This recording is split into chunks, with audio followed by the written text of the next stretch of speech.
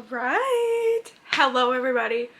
Welcome to my first official YouTube video. I, of course, have been making videos for probably since last year of August, I believe, but they've been kind of for my own sake and just talking to the camera, doing whatever. So I finally am going to post. I got my new computer, and I said when I got my new computer I would post videos. So here I am now. I set you guys up. I had to move a bunch of stuff, aka clothes, out of this area so that I could film. So here we are now, and I wanted to take you through how I became a photographer, why I do what I do, and a little bit of dabbling in everything, just letting myself talk. I'm gonna actually fix you guys. Talk and just going with the flow of whatever may come out of my mouth. So here we are. Welcome. All right, so most of you probably know who I am if you're watching this video, but if you don't know who I am, my name is Kaylee Parker. I am a Northern Maine photographer. I specialize, is it specialized? I don't know. I love my seniors and couples. Those are my favorite sessions to shoot.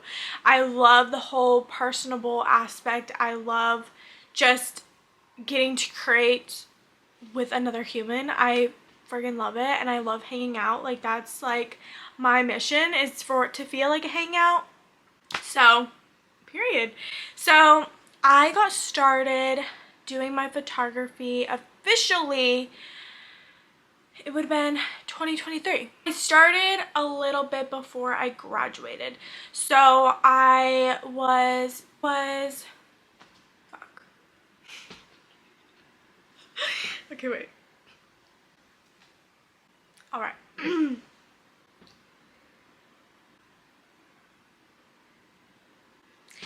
It all started when I was reaching out to a bunch of photographers, asking them what type of camera they use and getting a feel of, okay, what is everyone shooting with?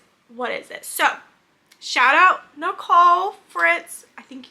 I don't think I say her last name right, but Nicole, I freaking love Nicole. I got introduced to her by me reaching out to ask her what type of camera she uses, and she was like, actually, I am selling it. I am looking to sell my camera. So I was like, if this wasn't a fucking sign, oh my gosh. So let's take a little trip down memory lane. I feel like a lot of us photographers have very similar backgrounds where we always were interested in it. We always kind of had a camera. We always like messed around, you know, with the Rebels and the Canon and whatever, the ones that you can buy right at Walmart. So I always had a camera when I was little, always. Like, whenever I was at my grandmother's, I would always film on her little teeny little cameras that she would have, and I loved doing that. Like, I loved taking pictures, and I just like always like was just strolling around.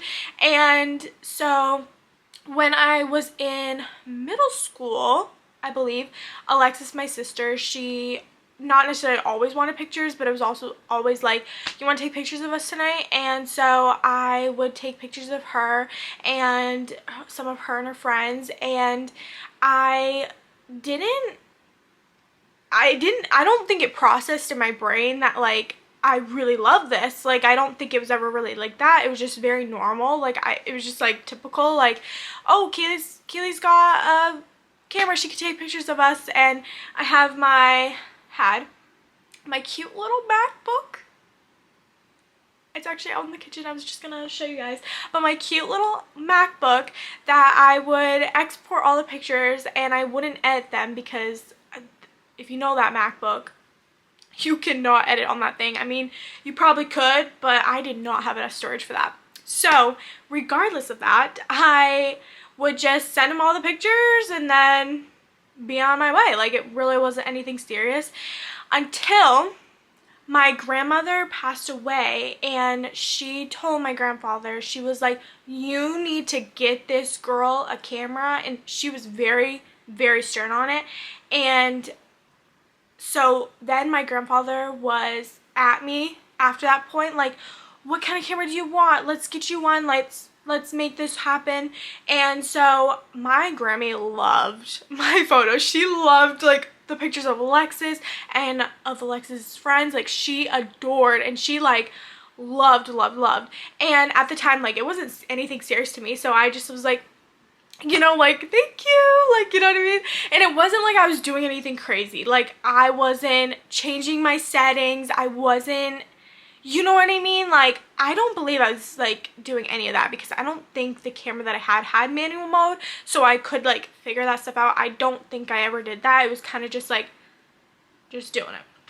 So my grandfather had been up at me, and I was like very nervous to like get a brand new camera because I didn't know what I wanted. And that's why I'm so grateful for Nicole, because we got together at Dunkin' and she showed me her camera, and so it's a Sony A7 III. I was just gonna say by Sony, but I already said that. And with a 35mm lens, 1.4, and that literally changed the game for me. When I was like feeling the camera and like she let me hold it and stuff, I was like, this is mine. Like, this has to be mine. Like, I need this.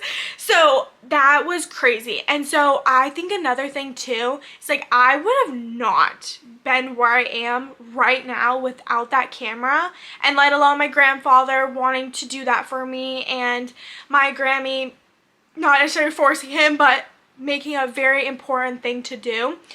And so I am so extremely grateful for that moment in time, that all worked out the way it did, because oh my gosh, I was literally in love, like in love. So at first I was like, wow, this is kind of heavy, but now looking back, that it is not heavy. Like, you might be surprised at like the weight of your new potential camera that you are looking to get, but oh my gosh. So we met up, and I did not get the camera right away. I think we met up again. Yes, we met up again, and we swapped it, and I think it was all together, I don't remember, but I'm gonna say like 1,500 for both, including the lens and the camera, which is an amazing deal. So yeah, and I loved Nicole's pictures. I still love her pictures so much. So it was so extremely like amazing to like have her camera. So shout out Nicole. I still have her take my pictures to this day. I friggin' love her, and I love her work so friggin' much. Like, I will text her randomly and being like, what do I do, and how do you do this, and yada yada, and she has been such an amazing help. And I truly believe that connections with other people are so important, and hearing what they have to say and advice and yada yada. So love her. Anyway, so I picked up the camera, and that day I had my friends come along with me to take their pictures. I think it was the same day. And so I obviously didn't know like what the best settings and everything was. So I was just messing around, and it was super fun, and I'll probably have to share those pictures when I post this video I'll probably post it to my story, but shout out them, okay? I think that is so important, and why I think what it had a lot to do with getting to me where I am today, and not necessarily having a fast growth, but having a fast growth, is they shared it to their stories. So it was Miss Jaded, shout out Jaded, Kate, and Ashlyn. I think it was just the four of us, and I posted them, and I made my account. I think I already had my account a little bit before that. I don't actually know, but I posted to my Instagram account the pictures of them. I tagged them, and then they tagged me on their stories. And word of mouth is huge, you guys. Huge. You need to get out there and post yourself, because if you don't, how do you expect people to know who you are? You truly have to get at it. So, yeah, so I did that. We were all messing around, and they even took pictures of me too. And at that point, honestly, like, regardless of like the settings, I don't even remember. I could probably find it out because I still had the SD card. Also, shout out Nicole because she left me a cute little SD card in the camera. So I have not deleted any of those pictures off that SD card, so I can retrieve them and I can see what my settings were, because I don't know. But a lot of stuff, a lot of information that I know and why I know it is from YouTube. I am fully self-taught. I have done educational resources and, you know, other photographers making education. Like, I have enrolled and stuff like that, and I do think it was helpful, but I also do believe it's all on YouTube. You don't need to invest in XYZ. And, you know, with the settings, manual mode, I did not hop on manual mode, like, you know, knowing what I was doing. Like, I did not know what I was doing. And thankfully I know what I'm doing now. Like, it's really fun and super interesting to like see how far I have come. Like, now I can tell you, like, right even before I lift up my camera, probably what is the settings that I'm going to probably potentially use in this lighting, the setting. And I really truly believe it comes with time to be able to figure that stuff all out, because when you're thrown in so many different situations, you're going to eventually adapt and be like, yeah, okay, I understand now. I get what I was doing wrong.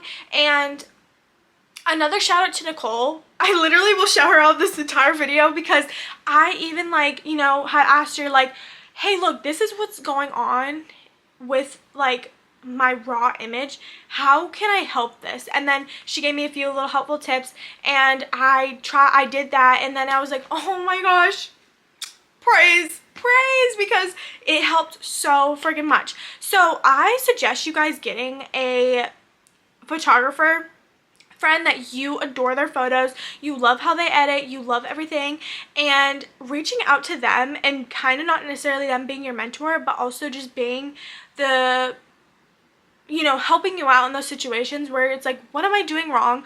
Why is it like this? How can I fix this? And key on who you look up to. Don't be taking advice from no one that you don't want to be, okay? And that goes for a lot of things as well. So, regardless of that, so yeah, I mainly figured it all out through YouTube, and I also looked up videos on like settings and like actually like going in your menu and looking at things that you have to change. And of course we all know shoot and raw, you know what I mean, we all know that. And so there was a lot that you do have to change into your settings, and that I could not explain because I watched so many videos that I couldn't even tell you which ones I actually took advice from or not. But honestly, just going with what feels right and knowing yourself, and kind of just watching a bunch of videos, taking what you want out of those videos. You don't have to take everything that that person says, because again, if you don't vibe with their pictures and what or the style of pictures they're taking, you know what I mean, like a setting for a sports photographer and a portrait photographer are going to be two different things. So therefore, also making sure that the photographer that you're watching in that video has the same style, not necessarily style, what would you call it? Same, what do you call it? I don't even know. Just, if you're doing portrait, listen from a portrait photographer. And so, anyway, so I started taking clients and shooting for free. That's another huge thing. You need to reach out to people and book them. Okay, you need to let them know, hey, like, do you want to be my model? Yada, yada. And therefore, you can do anything when you model call. You really can. And so, and that's hugely important, again, because you want your models to post those photos, to tag you. And yeah, so where I was going with that, I'm trying to think where I was going with that.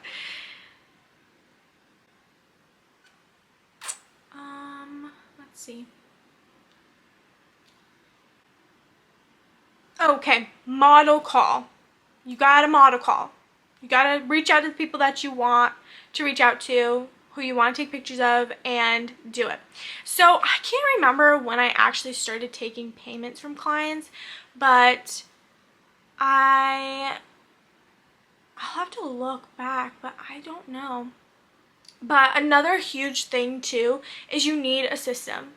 You need a system and a client system where you can send out confirmations of your guys' sessions. I think this is so important, and not only for photographers but also business owners, to have an automated setting where you can put them in your system and they can get a confirmation email, text message. You need to have that, because when you're over here like second guessing, like, are we on, are we having this session, is my appointment actually booked, you have to have that. And for your client to feel confident that, okay, like, I am in their schedule, like, you know what I mean, and not just a text message confirming it in the sense of like back and forth, like not automated, just like, I think text back and forth is fine, but I also think that if you want your clients to feel confident in knowing that you have the session, you have to have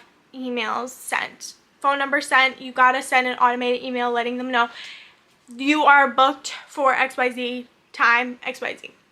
So that has been huge. And also having questionnaires, having contracts, invest in contracts, save yourself, and you know, a lot of things too, you guys. You're going to have to invest in yourself, because you cannot expect other people to invest in you if you're not even investing in yourself. So I would literally, like, I could say that all day and talk to you all day about it, because truly, how do you expect someone to? You cannot expect them to if you aren't even doing it for yourself. So therefore, I do suggest, you know, going and finding a educational program for you to do that. But again, I don't really think that's 100% necessary. But also, posing guides. I have bought in so many posing guides in the beginning, so many, and there was a lot of them that I didn't absolutely love, but there was others that I did love. And I'm a very visual person, so at my sessions I am telling you what to do, but I'm also actually not just telling you what to do, I'm showing you what to do, because I'm very visual, which is funny because being a photographer, it's all about visuals. So I think it's kind of funny and convenient how I am a visual human being. Therefore, you know, some posing things are just going to be like written, and those are the ones that I was like, oh, I don't like these. But again, investing in those things I think is so important, because you know, you have to show up to your sessions semi-confident, you know what I mean? You gotta know in your brain, like, hey, like, I know what I need to do. I know that I need to tell them what to do. You know, you are the director. I also believe that as a photographer, you're not only photographing, but you're also a director. You're directing them every moment and step in the session, and you're a director, producer, you are all of it. And being able to fill each of those slots, you know, each of those things is amazing. So another thing as well is making them feel comfortable, because we all know the saying that people will not remember what you said, but they will remember how you made them feel. Your clients, if you make them feel amazing, 9 out of 10 times, if the photos are kind of shitty or something, they probably won't give a fuck, because they had an amazing experience, you made them feel amazing. And you know, I think all of it is important, but making someone feel comfortable in your camera, in front of your camera, is going to be your ultimate peak. You need to understand that and get that out of the way first of all. I think that's a very important thing to learn. And I think too, and I do plan on doing a little workshop day for locals, anyone local watching, and talking about this, but I do want to get a little bit into it because I'm feeling it. So you need to learn body language. You need to learn how to read a room, okay? This is going to be crucial because you, again, you are the director and you are the producer, and therefore you have to be the one setting the tone, okay? You truly are going to have to learn body language. Now, thankfully for me, I love psychology. I love body language. I love reading people. I don't even need to, like, I don't even most of the time purposely read people, but I just can. Okay, you need to learn that, and if you don't have that as a natural skill, you need to watch videos on it. And thankfully for you, YouTube has so many videos on body language, how to read someone, and of course too, like, reading the room is so important because yeah, they might do XYZ, but also if the room is saying another thing, like, that doesn't always make it true, like, you know what I mean? So you need to be able to adapt as well, because not, for example, I like using this example, not every couple loves to kiss in front of people, okay? You can't expect someone to just openly kiss in front of you, even though you are a photographer, and you just, you know what I mean? You just can't.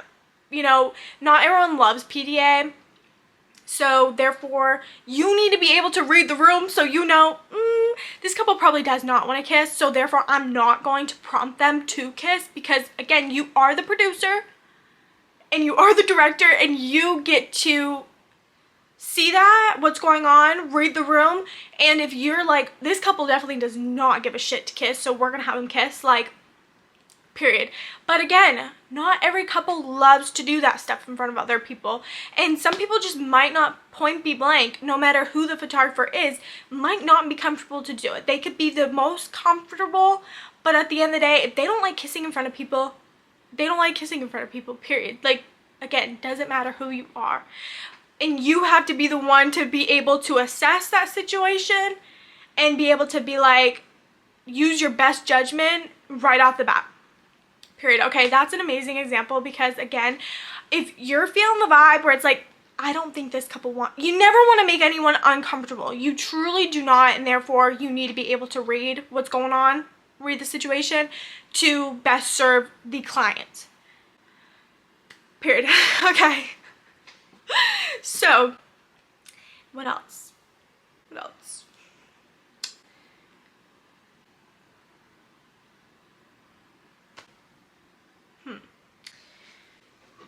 I have my coffee that has been sitting here for 23 minutes. Okay. I got something else. No amount of money can ever make you happy. If you don't love what you do, it doesn't matter how much money you are getting. It truly doesn't. I always say to my mom, I would rather be poor and happy than rich and wealthy and be depressed, sad. You need to love what you do. And this is another thing too. I like feed off of other people's energies, first of all, so I can also read a room, and therefore the feelings come on to me, and therefore makes me feel XYZ, okay? Therefore, most people, okay, whether they're aware of it or not, subconsciously, consciously, they can feel your energy. Therefore, if you don't love what you do, they are going to feel that, okay? I try and strive to never, ever post anything without intention. I truly will not post unless I want to post, because I do not want to put that energy out there, and it's not even a bad thing. Like, it's not like I'm posting like negative things, you know what I mean? It's not even that. But it's like, I want to always strive to be authentic and real and doing what I feel like doing, and therefore I don't want to force myself to ever post. And I'm talking posts as in like a selfie of me, or like showing what I'm doing during my day. Like, if I don't feel like that's authentically happening today, I'm not going to do that. I'm I'm not going to force myself to do that because, again, I don't want other people feeling that energy, even though I'm not necessarily out here posting something negative. So, again, photography is a great income source. It really is. But at the end of the day, your clients are going to know if you love what you do or not. So do not do it for the money, first of all. Don't do anything just for the money. Do it because you love it. Because I'll never get tired of saying this. They're going to feel your energy. You know what I mean? If you don't love it, they're going to know you don't love it. They're going to know. And another thing too that is super important, I always try not to just post about availability or, you know what I mean? I am not here to take your money.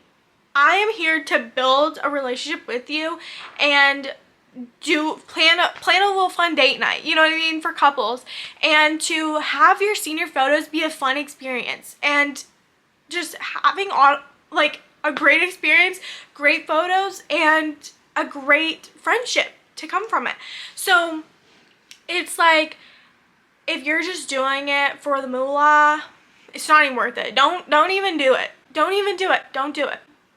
Because that's not what it's all about. It's not. It's way more than that. It's way deeper than that. And therefore, when someone says like, oh, like that's a lot of money, it's not for you. Okay? It's not for you. If you're the one saying that and commenting on someone else's pricing, this could be anything. This could be the spa, facials, nails, hair. This could be, what else? Clothing. This could be, what else? Any product, anything. If you're the one saying, oh, that's too expensive, or oh, that's a lot, that product is not for you. You have other options. You have different products that you can buy. There's different makeup, there's drugstore makeup, and there's, you know what I mean? You have options. You have a variety of options, and therefore if you're saying that's too expensive, then that product is not for you. So I love any products that are healthy. Okay, so this is a great example. Do I have anything healthy around here? I'm gonna use my perfume as an example. Okay, Say It Scents. This is not Say It Scents. I'm thinking about a different product, but they also produce good products. 5 Scents. This is all natural. This is, if you look up on their website, they have a bunch of like non-vegan or vegan, or I don't even know what any of that means, but they have a bunch of different things. Okay, this product is $60, okay? The bottle included, and you're not just paying for perfume, okay? You're paying for the packaging. You see this? You're also paying for this. You're paying for all of this, not just the scent in the bottle. And you're also paying them to put a label on it. You know what I mean? You're not just paying for liquid.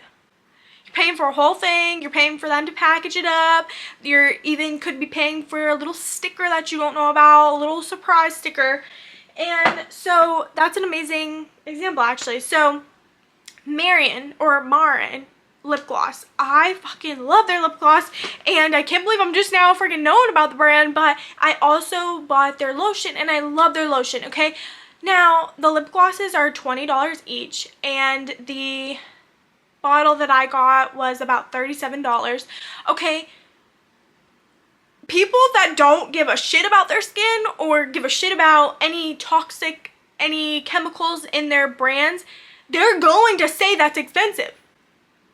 But again, that product is not for you if you think that, because you aren't looking to invest in good quality XYZ.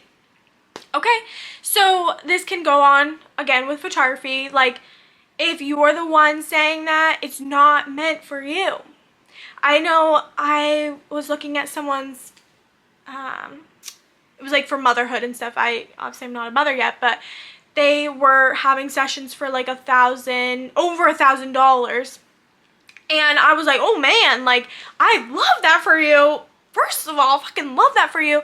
But I personally wouldn't pay that much because it's not meant for me. That product, that service is not meant for me. That's for mothers that want to invest in that much. Oh shit. My friggin' camera is about to die. But I'm going to figure that out. Hold on. I am here on my computer.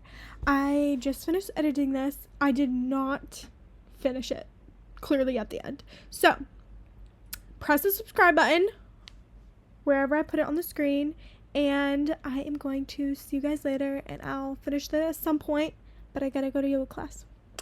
Bye. Thanks for watching.